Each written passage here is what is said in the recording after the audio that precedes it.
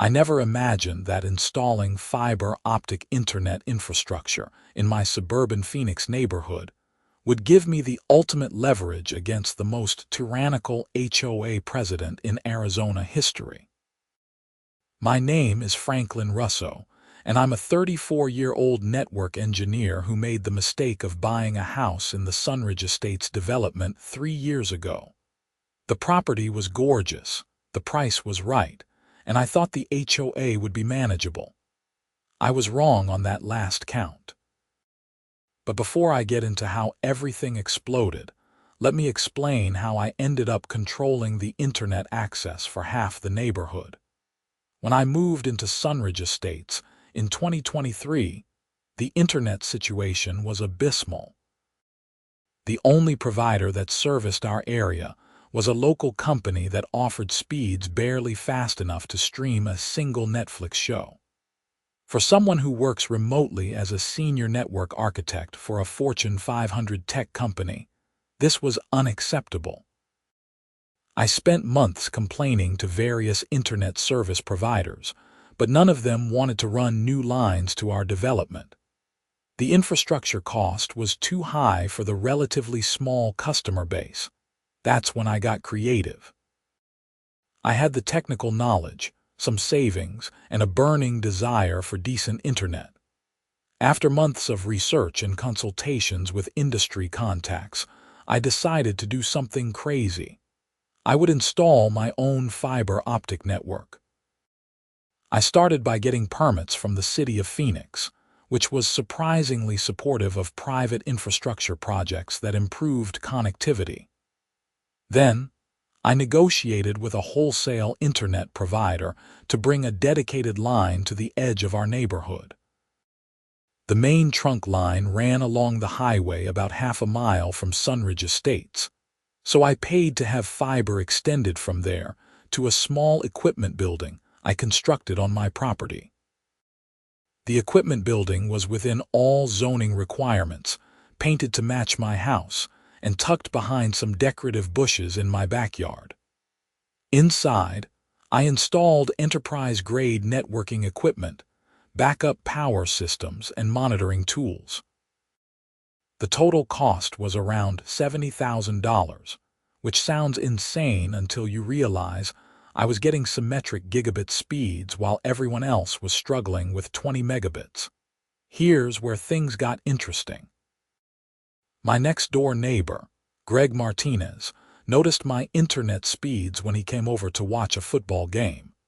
His jaw dropped when he saw me streaming 3 different camera angles in 4K simultaneously without any buffering. "How are you doing that?" he asked, gesturing at my TV setup. I explained the whole fiber project and his eyes lit up. "Could you run a line to my house? I'll pay whatever it costs." That got me thinking. I had already done the hard and expensive part by bringing the main fiber line into the neighborhood.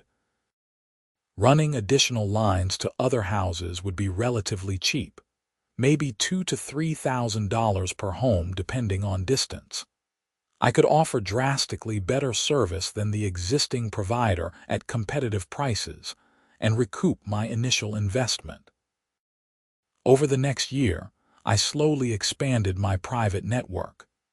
I registered an LLC called Russo Networks, got the proper business licenses, and started offering gigabit internet service to my neighbors. The word spread quickly. By mid-2025, I had 43 customers scattered throughout Sunridge Estates, which had a total of 98 homes. I was making decent money. My initial investment was nearly recovered, and everyone was happy. Everyone except Patricia Donaldson, the HOA president. Patricia was a 52-year-old woman who had moved to Sunridge Estates 5 years ago and immediately began her quest for neighborhood domination. She became HOA president within 6 months and ran the association like her personal fiefdom. Patricia was the textbook definition of a Karen, with her angular bob haircut, designer athleisure wear, and an expression that suggested she smelled something unpleasant at all times. She lived for enforcing rules. Not just the reasonable ones about property maintenance, but obscure regulations she would dig up or creatively interpret to harass residents she didn't like.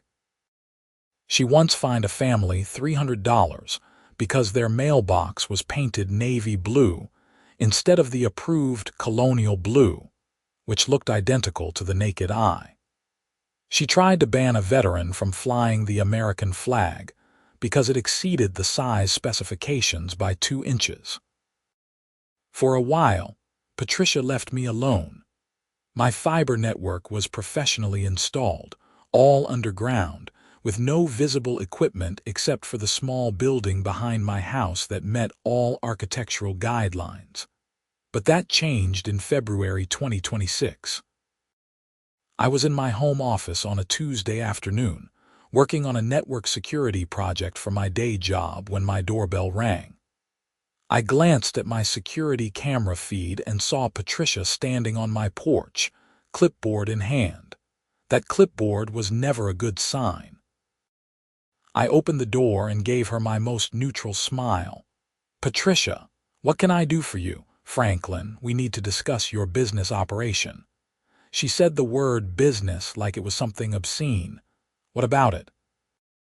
"The HOA covenants clearly state that no commercial business operations are permitted within Sunridge Estates. You are running an internet service provider, which is a clear violation." I had actually reviewed the HOA covenants very carefully before starting Russo networks. The covenant specifies that no business can be operated from a residence if it generates regular traffic, creates noise, or requires commercial signage. My business doesn't do any of those things. Everything is automated and maintained remotely. The equipment is silent. No customers come to my house. Patricia's lips thinned. "The spirit of the rule is clear. You're running a business. That violates our community standards." "I'm not breaking any rules," I said calmly. "The infrastructure is legal, permitted by the city, and doesn't violate any HOA covenant." "We'll see about that. The board will be reviewing this matter." She made a note on her clipboard with aggressive strokes. "Looking forward to it," I replied and closed the door. I thought that might be the end of it. The HOA board consisted of Patricia and 4 other members. 2 of them, Sandra and Mike, were Russo Networks customers who loved their internet. Another board member, James, was a reasonable guy who generally tried to rein in Patricia's more authoritarian impulses. The 5th member, Carol, was Patricia's best friend and yes-woman. But I underestimated Patricia's dedication to making my life difficult. 3 days later, I received a certified letter from the HOA. The board had voted 3-2 to classify my internet service as a prohibited commercial operation. I was ordered to cease business operations within 30 days or face fines of $500 per day. The letter also mentioned that continued violations would result in a lien being placed on my property. I immediately called Sandra, one of the board members who had supposedly voted with Patricia. She sounded uncomfortable when she answered. "Franklin, I'm sorry. Patricia called an emergency meeting with only 45 minutes notice. Mike and I couldn't make it. She, Carol, and James were the only ones there, and they pushed the vote through. James voted against me. That surprised me. James had always seemed fair. No, James voted against the measure, but he was outvoted 2-1. Patricia's claiming it was a legitimate board action. That was a problem. According to the HOA bylaws, board meetings required 72 hours notice to all members. An emergency meeting called with only 45 minutes notice was technically invalid. But fighting this would require getting lawyers involved, which would be expensive and time-consuming. I decided to attend the next general HOA meeting, which was scheduled for the following week. All homeowners were invited to these monthly meetings, though usually only 10 or 15 people showed up. I figured I could make my case directly to the community. The meeting was held in the clubhouse, a modest building near the neighborhood pool. When I arrived, I was shocked to see the room was packed. At least 60 people were there, which was unprecedented. Apparently, word had spread about the controversy, and my 43 customers wanted to show their support. Patricia looked displeased by the turnout. She sat at a folding table at the front of the room with Carol beside her. The other board members looked uncomfortable. The meeting started with routine business, which Patricia rushed through. When we got to new business, I raised my hand. I'd like to address the board's decision regarding Russo networks. Patricia's expression could have curdled milk. The board has already voted. The matter is settled. The vote was taken at an improperly called meeting, I said, standing up. The bylaws require 72 hours notice for board meetings. The meeting where this vote occurred was called with only 45 minutes notice. Murmurs rippled through the crowd. James, the reasonable board member, leaned forward. Patricia, is that true? It was an emergency meeting, which is allowed under the bylaws in urgent circumstances. What was the emergency? I asked. My internet service has been operating for over a year without any issues. Patricia's face flushed. The emergency was discovering a flagrant violation of our covenants. A violation you claim exists based on a creative interpretation of the rules, I countered. My business doesn't violate any specific covenant. It doesn't generate traffic noise or require signage. It's completely invisible except for the quality internet service that 43 of your neighbors are enjoying. A man in the back stood up. It was Tom, one of my customers who worked from home as a software developer. I want to go on record saying that Franklin's internet service has been a godsend. Before he offered this service, I was seriously considering moving because the internet was so bad. Now, I can actually do my job. A woman named Ellen added, My kids can actually do their homework without the internet cutting out every 10 minutes. This service has been nothing but positive for the neighborhood. More people voiced their support. Patricia kept trying to interrupt, but the crowd wasn't having it. Finally, Mike, the other board member who was my customer, made a motion. I move that we rescind the previous decision and allow Russo networks to continue operating. Sandra seconded immediately. Second. Patricia looked furious. This isn't on the agenda. The original decision was made at an improperly called meeting, James said. We should correct that error. I support the motion. The vote was 4-1, with only Carol voting with Patricia. The decision was overturned, and my internet service could continue operating. I thought that would be the end of it. I was wrong again. Patricia launched a campaign of petty harassment that would have been impressive if it wasn't so annoying. She started issuing citations for minor violations. My grass was allegedly a quarter-inch too tall. My garbage cans were visible from the street for 15 minutes longer than allowed on trash day. My mailbox needed repainting, though it had been painted 6 months earlier. Each citation came with a $50 fine. I fought every single one, providing photos and documentation that I was in compliance. The HOA had to rescind most of the fines, but it was exhausting and time-consuming. Then Patricia got more creative. She noticed that some of my customers had small fiber optic junction boxes installed on the exterior of their homes. These boxes were about 6 inches square, painted to match each house, and barely noticeable. Patricia decided these were unauthorized modifications that required HOA approval.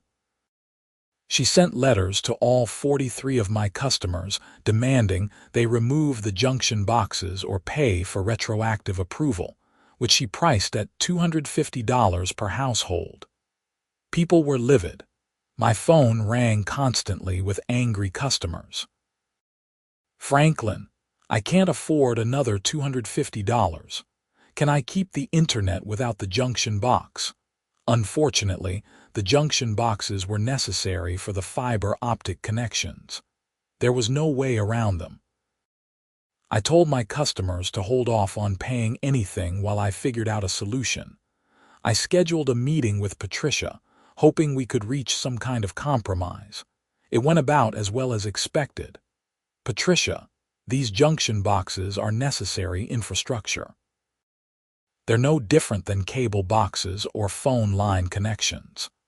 They're modifications to the exterior of homes that weren't approved by the Architectural Review Committee. That's a clear violation. Because nobody knew they needed approval. Can we just grandfather them in? They're tiny, color-matched, and completely unobtrusive. Rules are rules, Franklin. This isn't about rules. This is about you being upset that I won at the community meeting. Her expression turned icy. Careful, that sounds close to harassment. Harassment. You've been issuing me bogus citations for weeks. All legitimate violations. If you don't like the rules, perhaps you should move to a neighborhood without an HOA. I left that meeting knowing there would be no compromise. Patricia wanted me gone, and she was willing to make everyone else miserable to accomplish that goal. That's when things got interesting in a way Patricia definitely didn't anticipate. One of my customers, a retired lawyer named Robert, called me with an idea. Franklin, I've been reviewing the HOA's financial records. Did you know that Patricia has been using HOA funds to pay for her personal cell phone service? What? It's listed as communication expenses in the budget, but I made some calls. The HOA is paying for Patricia's unlimited family plan, which includes her husband and 2 adult children who don't even live in the neighborhood. That's around $250 a month of embezzlement. This was significant. HOA funds were supposed to be used solely for community purposes. Using them for personal expenses was not only a violation of the HOA's rules, but potentially criminal. Robert continued, I also found that she's been billing the HOA for gas mileage to attend board meetings, which is explicitly prohibited in the bylaws. She's claimed over $3,000 in the past year. Can we bring this to the attention of the other board members? We can do better than that. We can call for a special election to remove her as president. If we get signatures from 20% of homeowners, we can force a recall vote. I like this idea a lot. We spent the next week gathering signatures. It was easier than expected. Patricia had made so many enemies with her petty enforcement and rigid interpretations that people were eager to sign the petition. We got signatures from 34 homeowners, well above the 20 we needed. When Patricia received the recall petition, she went ballistic. She called an emergency board meeting, which this time was properly noticed, and tried to have the petition invalidated on various technicalities. None of them held up. The recall election was scheduled for 3 weeks later. Patricia didn't go down without a fight. She started a whisper campaign, spreading rumors that I was planning to raise internet prices dramatically once I had a monopoly. She claimed my equipment was dangerous and might catch fire. She even suggested that I was somehow stealing electricity from the HOA common areas, which was completely false. But her most aggressive move came 2 weeks before the recall election. I received a letter from an attorney representing the Sunridge Estates HOA. The letter demanded that I provide the HOA with emergency access to my internet service for community purposes. I read the letter 3 times, trying to understand what it was actually demanding. I called the attorney, a guy named Richard Stanton who sounded like he really didn't want to be making this call. Mr. Stanton, I'm trying to understand what you're asking for. What does emergency access mean? He sighed. My client wants the HOA to have administrative access to your network infrastructure to ensure it meets community standards. That makes no sense. I provide internet service to individual customers. The HOA isn't a customer. Why would they need access to my network? Look, Mr. Russo, I'll be honest with you. I told Miss Donaldson that this request was unusual and likely unenforceable, but she's insistent. She believes that since your infrastructure runs through HOA common areas, the HOA has a right to access and control it. My infrastructure doesn't run through common areas. It's entirely on private property, either mine or my customers, with proper easements. Then you should have no problem providing documentation proving that. So that was her game. She wanted me to spend time and money documenting every inch of fiber I had installed, probably hoping I had made some mistake she could exploit. I spent a weekend compiling a comprehensive map of my network, including property surveys, easement agreements, and city permits. Every single foot of fiber was legally installed on private property with proper permissions. I sent the entire package to Mr. Stanton with a cover letter politely declining the HOA's access request. Patricia's response was to issue a cease and desist order claiming I was operating an illegal utility without HOA authorization. She posted copies of the order on the community bulletin board and mailed them to all residents. This backfired spectacularly. My customers rallied to my defense, flooding the HOA board with complaints. Several people filed formal grievances against Patricia for harassment. The recall election suddenly became less about removing an overzealous president and more about protecting a valued community resource. The recall election was held on a Saturday in March. The turnout was amazing, with 78 of 98 homeowners casting ballots. When the votes were counted, Patricia was removed by a margin of 62 to 16. Even some people who weren't my customers voted against her because they were tired of her authoritarian style. Patricia was forced to surrender her position immediately. Sandra, the reasonable board member who had supported me all along, was elected as the new president in an emergency vote.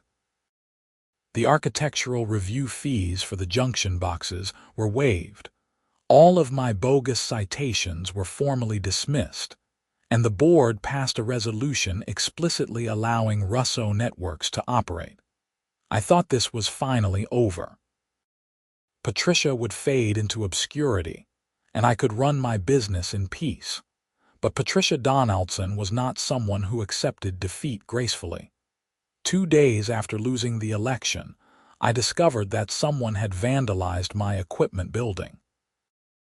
The lock had been forced, and someone had attempted to damage my networking equipment.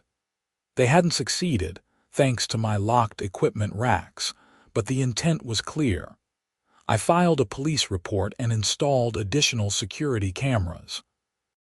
3 days later, the cameras caught Patricia walking through my backyard at 2 in the morning, trying the door to my equipment building. I called the police immediately. The Phoenix Police Department took the call seriously, especially when I showed them the footage of her previous vandalism attempt. 2 officers went to Patricia's house and questioned her. She claimed she was just checking on suspicious activity in the neighborhood, but the officers weren't buying it. They issued her a warning for trespassing and told her to stay away from my property. I filed for a restraining order the next day. The restraining order hearing was surreal. Patricia showed up with Mr. Stanton, her attorney, who looked like he wanted to be anywhere else. I represented myself and simply presented the evidence. The video footage of her trespassing, the police reports, and a log of all her harassment over the past months. The judge granted a temporary restraining order and scheduled a full hearing for 2 weeks later.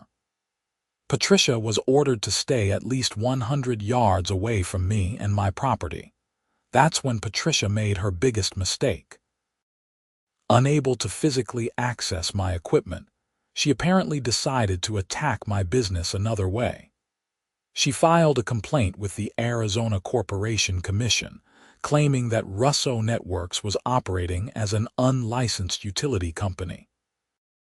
She also filed complaints with the FCC and the State Attorney General's office, alleging various violations.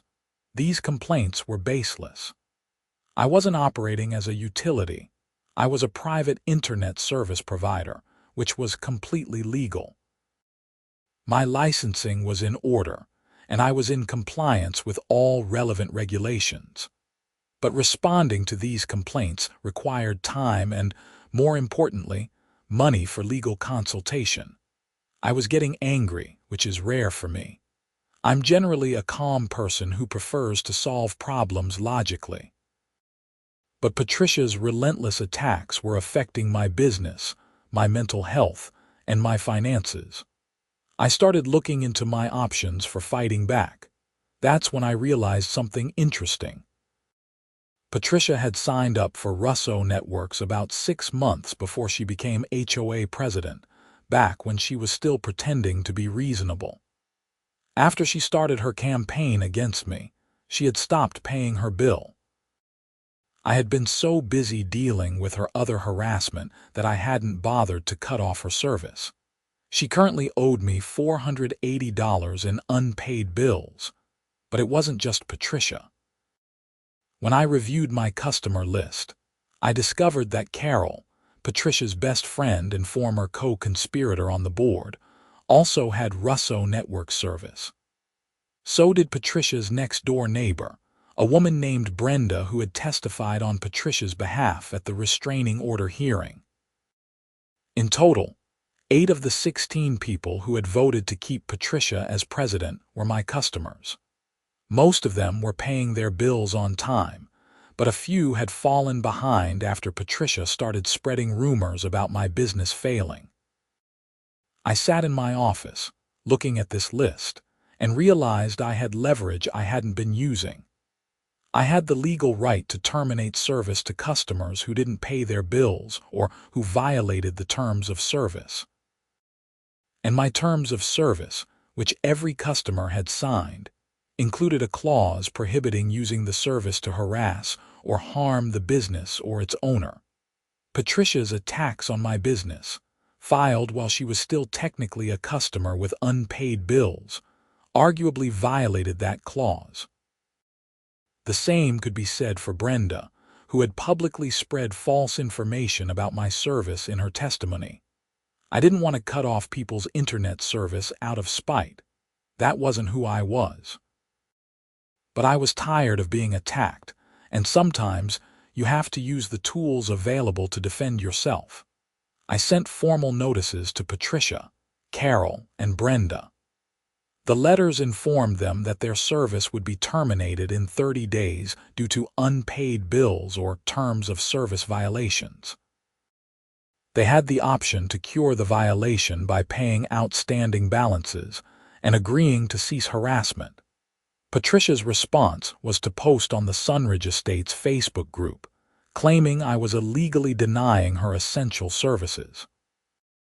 This backfired when other residents pointed out that she had been attacking my business for months and hadn't paid her bill in half a year. Carol paid her bill immediately and apologized, asking to continue her service. I agreed. Brenda doubled down, posting that she didn't need my sketchy internet anyway, and switched back to the terrible local provider. Patricia ignored the notice entirely. On the 30th day, I terminated Patricia's service. I logged into my management system, removed her account, and disabled the fiber connection to her house. The whole process took about 45 seconds. My phone started ringing within 2 hours. It was Mr. Stanton, Patricia's attorney. "Mr. Russo, my client informs me that you've cut off her internet service." "That's correct. She hadn't paid her bill in 6 months and refused to respond to multiple notices. She's claiming this is retaliation for her previous complaints. It's enforcement of the service agreement she signed. She's welcome to use any other internet provider available in the area. There was a pause. Mr. Russo, we both know the other provider in your area is extremely slow. That's not my problem. She chose not to pay for my service. Mr. Stanton sighed. She's threatening to sue for discrimination and denial of essential services. She's not in a protected class, so there's no discrimination. And internet service, while important, isn't legally an essential service like water or electricity. She's a customer who breached our contract, so I terminated the relationship. That's my right as a business owner. I told her the same thing, but she insisted I call you. For what it's worth, I think you've been remarkably patient with her. After I hung up, I felt a small sense of satisfaction. It wasn't much, but it was something. The full restraining order hearing happened a week later. The judge reviewed all the evidence, including Patricia's continued harassment through proxy complaints to various government agencies. The judge granted a full 1-year restraining order and warned Patricia that any further violations would result in contempt charges. I thought that might finally end things, but Patricia had one more card to play. In April, I received a subpoena. Patricia was suing me in civil court for allegedly monopolizing internet service in Sunridge Estates and using that monopoly to discriminate against her. She was seeking $50,000 in damages, plus an injunction forcing me to restore her service. This was absurd on multiple levels. I didn't have a monopoly. There was another provider available. I hadn't discriminated against her. I had simply enforced the terms of our service agreement after she stopped paying. But defending against the lawsuit would still cost me time and money. I hired an attorney, a sharp woman named Jessica Chen who specialized in small business litigation. She reviewed the case and gave me good news. This is a frivolous lawsuit. Patricia doesn't have standing, her claims are meritless, and you have documentation of everything. We can probably get this dismissed on summary judgment. How much is this going to cost? I can handle the summary judgment motion for around $5,000. If it goes to trial, obviously more, but I don't think it will get that far. I agreed to hire her, and Jessica got to work. She filed a response to the lawsuit that meticulously documented every payment Patricia had missed, every violation of the service agreement, and every instance of her harassment. She also filed a counterclaim for the unpaid bills, legal fees, and damages caused by Patricia's harassment. The summary judgment hearing was scheduled for June. In the meantime, something interesting happened in the neighborhood. With Patricia no longer serving as HOA president, Sandra had taken over and immediately began reforming how the association operated. She reduced unnecessary fines, streamlined the architectural review process, and focused the board's attention on actual community maintenance rather than petty rule enforcement. The neighborhood became noticeably more pleasant. People started attending HOA meetings again because they weren't dreading Patricia's authoritarian presence. New families moving in commented on how welcoming the community felt, and my business thrived. Without Patricia's interference, I was able to expand my customer base. By May, I had 67 customers, nearly 70% of the neighborhood.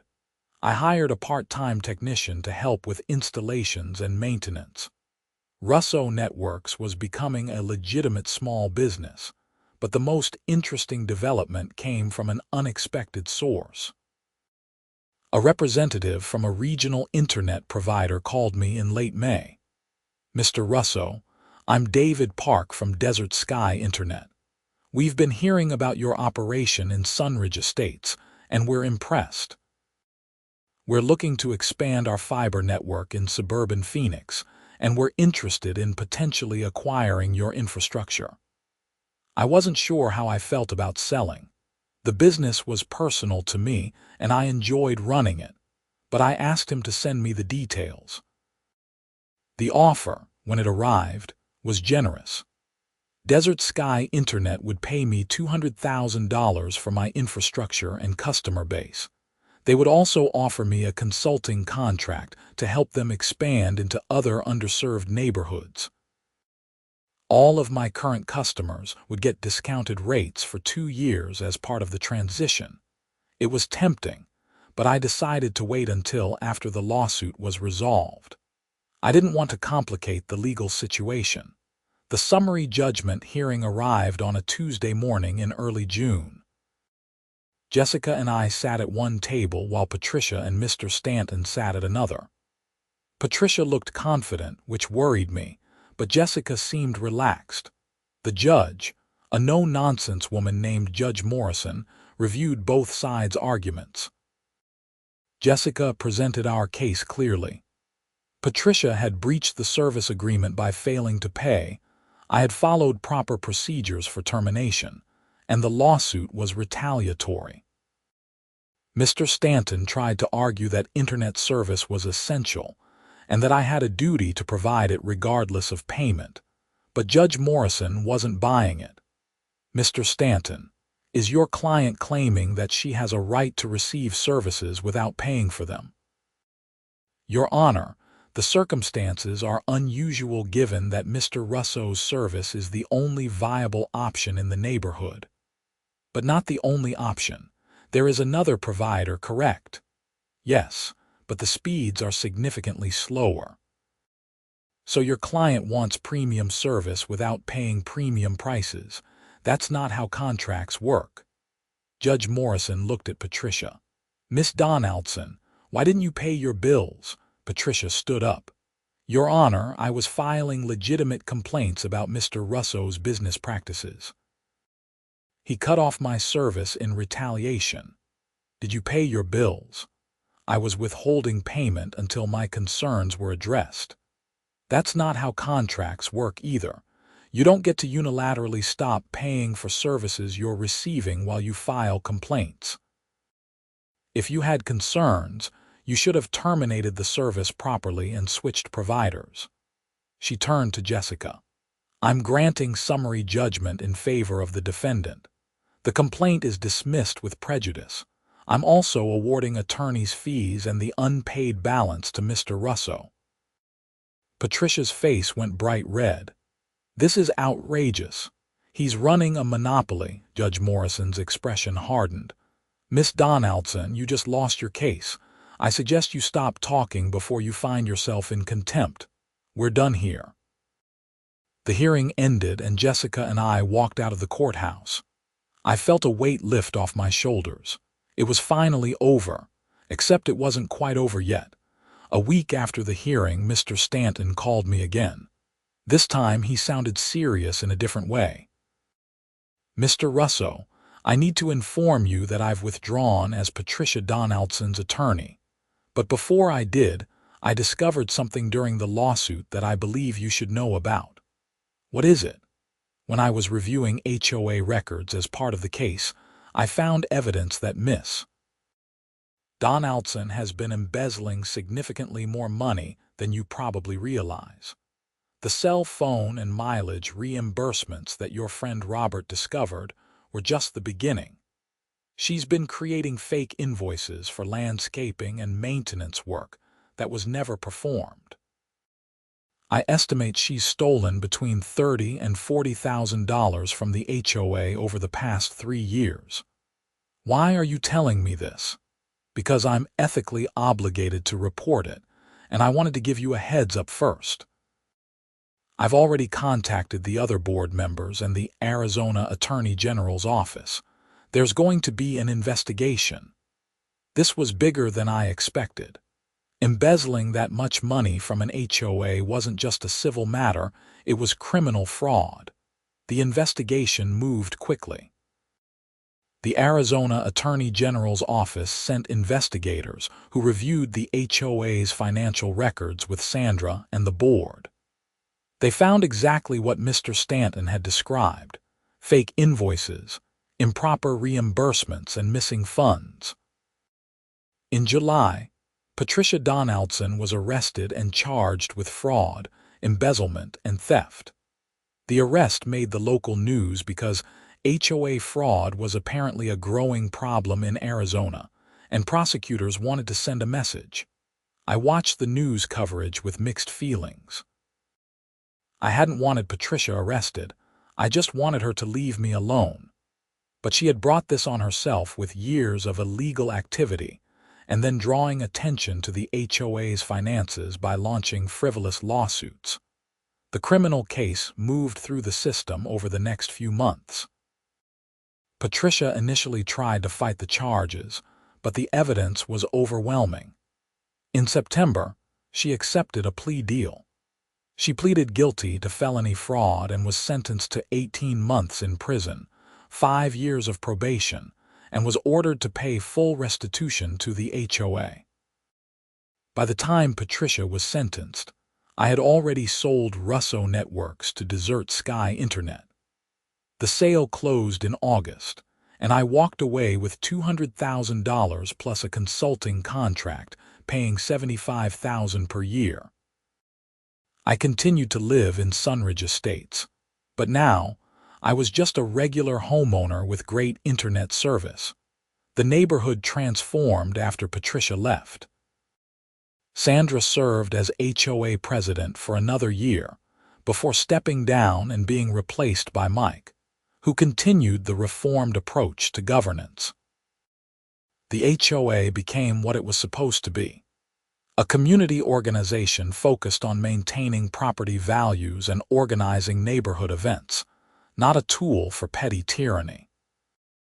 I used some of the money from selling my business to install a nice patio in my backyard, replacing the equipment building that was no longer needed. I also took a vacation to Hawaii, my first real vacation in years. The consulting work with Desert Sky Internet was interesting. I helped them identify other underserved neighborhoods in the Phoenix metro area and develop strategies for building private fiber networks. My experience in Sunridge Estates became a blueprint for their expansion. One afternoon in October, I was sitting on my new patio, enjoying the mild Arizona weather when my doorbell rang. It was Robert, the retired lawyer who had first uncovered Patricia's embezzlement. "Franklin, I wanted to thank you again. If you hadn't stood up to Patricia, we might never have discovered what she was doing. She would have kept stealing from us for years. I was just defending my business. You're the one who did the real investigation. Maybe, but you gave us the opening. The neighborhood is so much better now. People are actually friendly to each other. We had a block party last weekend, can you believe it? When was the last time that happened?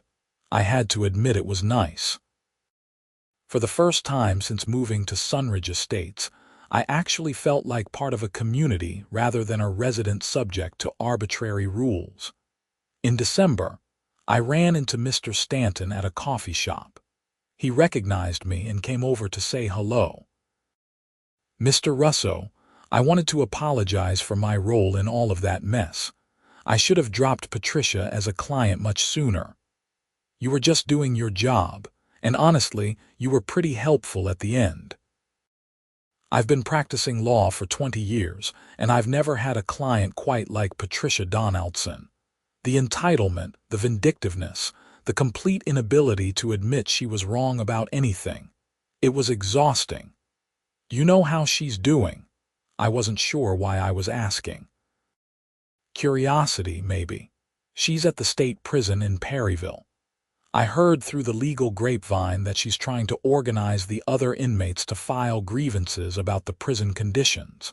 Apparently, she thinks the cells aren't being cleaned to proper standards." I couldn't help but laugh. "Of course she is. Some people never change. Anyway, I'm glad things worked out for you. That was quite a business you built. After he left, I thought about everything that had happened. 2 years ago, I had just been a guy who wanted better internet. I never intended to start a business, challenge an HOA president, or become part of a criminal investigation. But sometimes life takes unexpected turns. The consulting work with Desert Sky Internet led to other opportunities. Other small internet providers reached out, asking for advice on building private networks in HOA communities. I started getting invited to speak at industry conferences about grassroots internet infrastructure.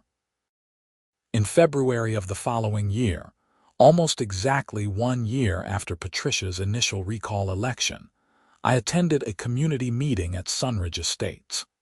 The HOA was discussing plans for upgrading the neighborhood pool and clubhouse. The meeting was civil, productive, and even somewhat boring in the best possible way. As I drove home that evening, I reflected on how much had changed. I had gone from being harassed and threatened to becoming a local success story. Patricia had gone from being a domineering HOA president to a convicted felon. The neighborhood had gone from tense and divided to friendly and cohesive. The irony wasn't lost on me. Patricia's campaign against my business had ultimately been her downfall. If she had just left me alone, I would have kept running my small internet service, and no one would have scrutinized the HOA finances. Her obsessive need to control everything and punish anyone who defied her had led directly to the investigation that uncovered her crimes.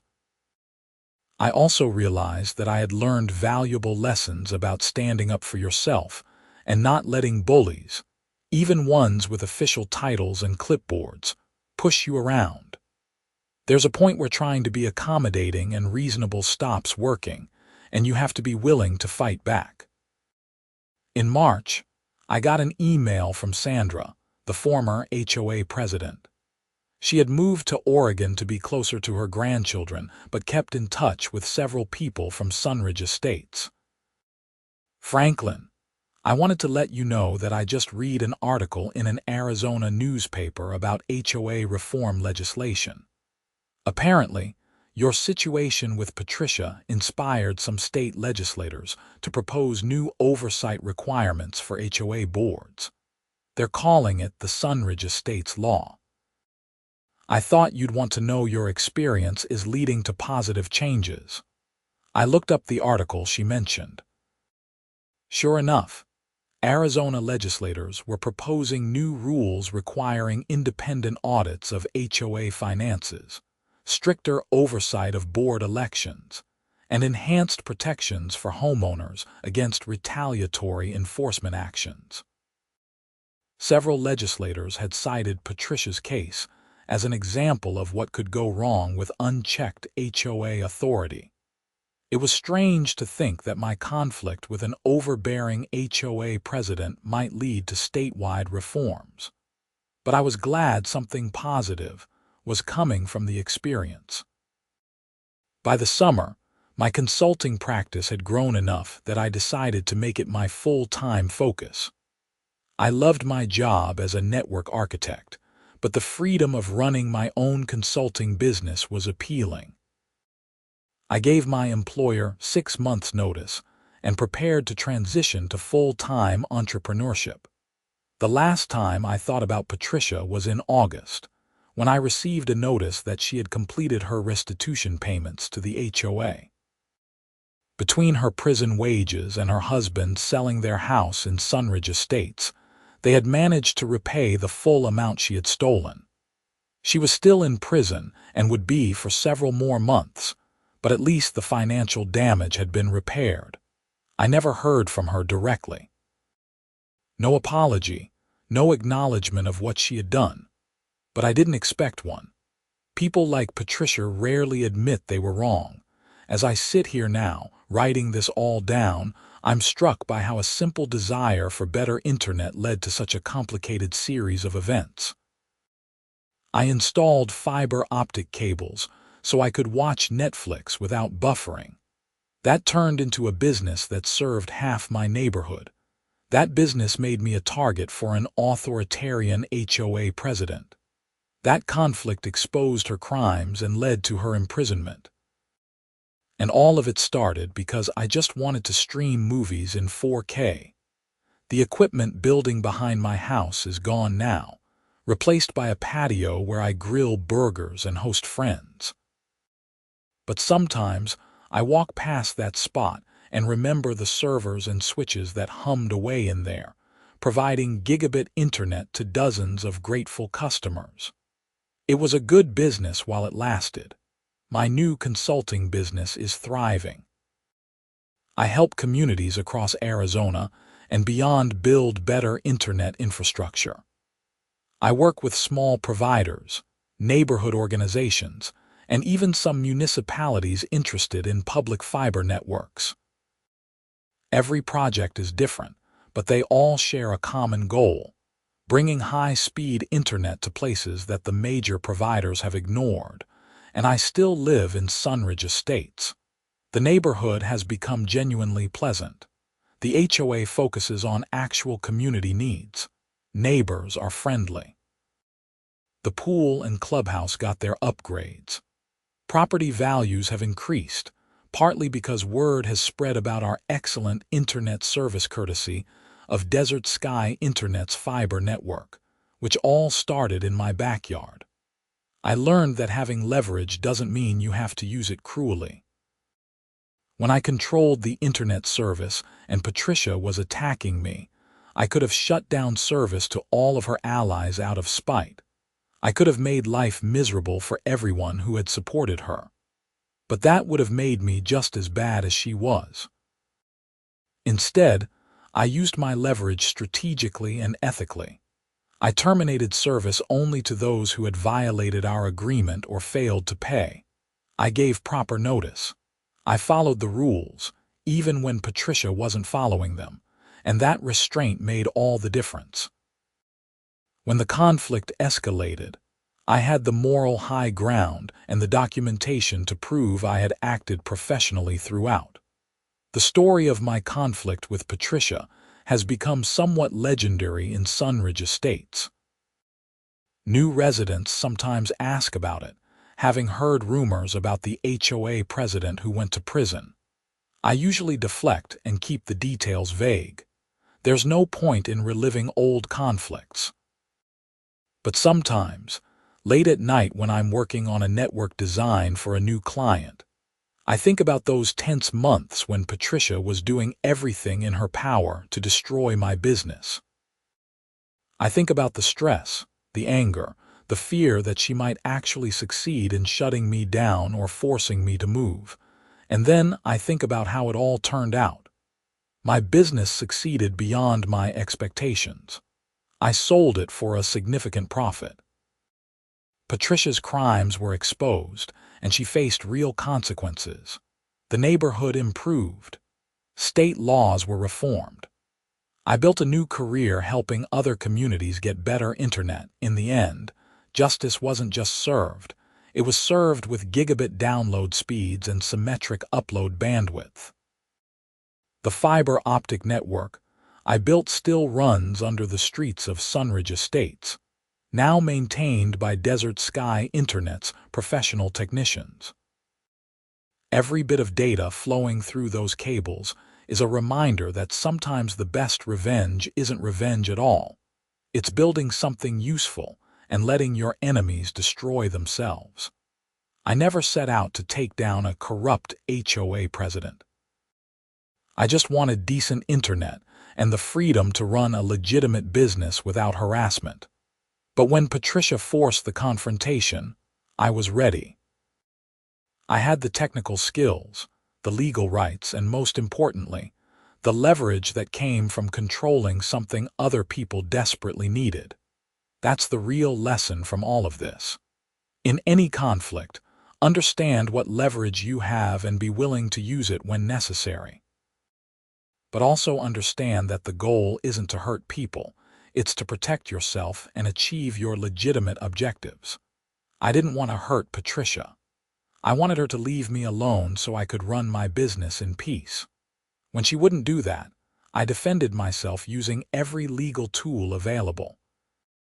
The fact that her own illegal activities ultimately led to her downfall was almost incidental.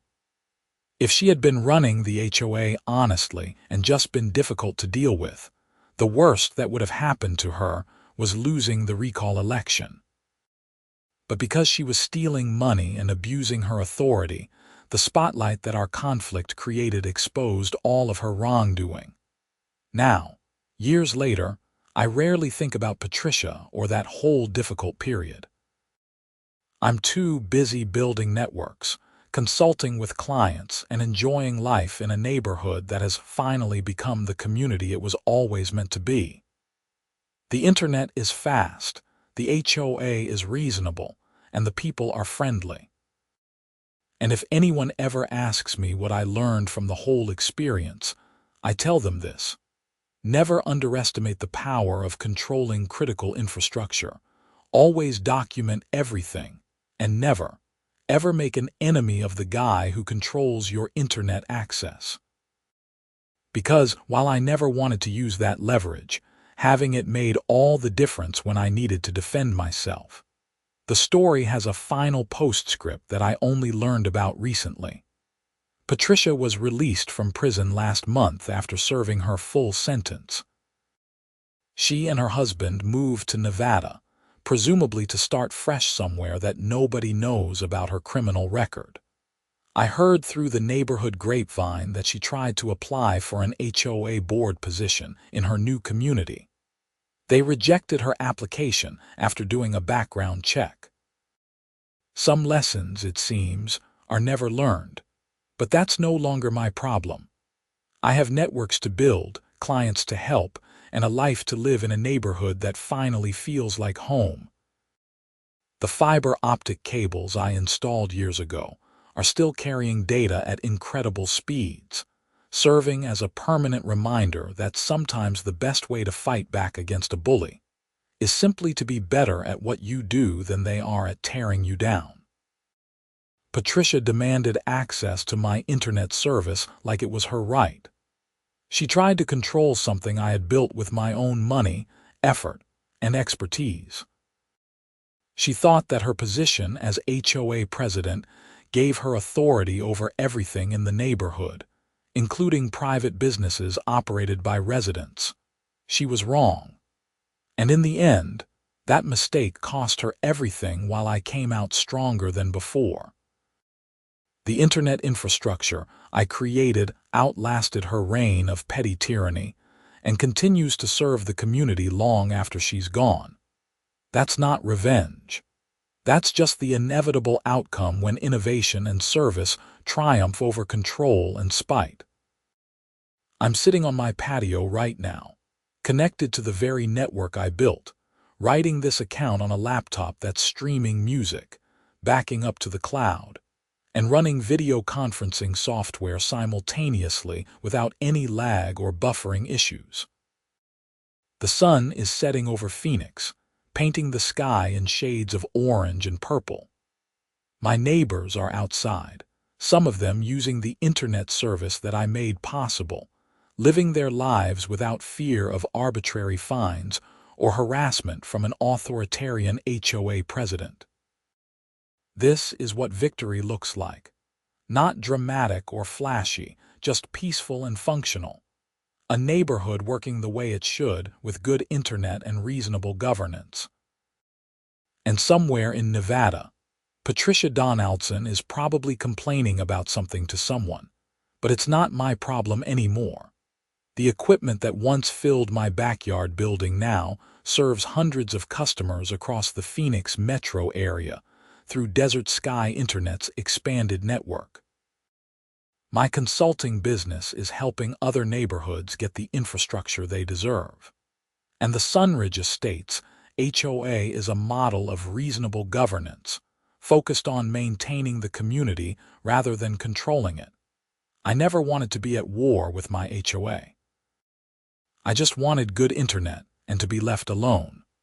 But when Patricia forced that war, I had the one weapon she couldn't counter: control over something everyone needed and the business acumen to use that control ethically and effectively.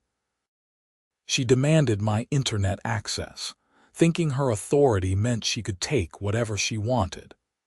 Instead, she discovered that I could shut down her service anytime I chose, and more importantly, that I had the leverage to defend myself against her campaign of harassment.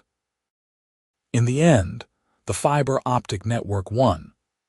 Technology, properly deployed and ethically managed, defeated petty authoritarianism, and everyone in Sunridge Estates, except Patricia, lived happily ever after with excellent internet speeds and reasonable HOA governance. Sometimes that's all you can ask for.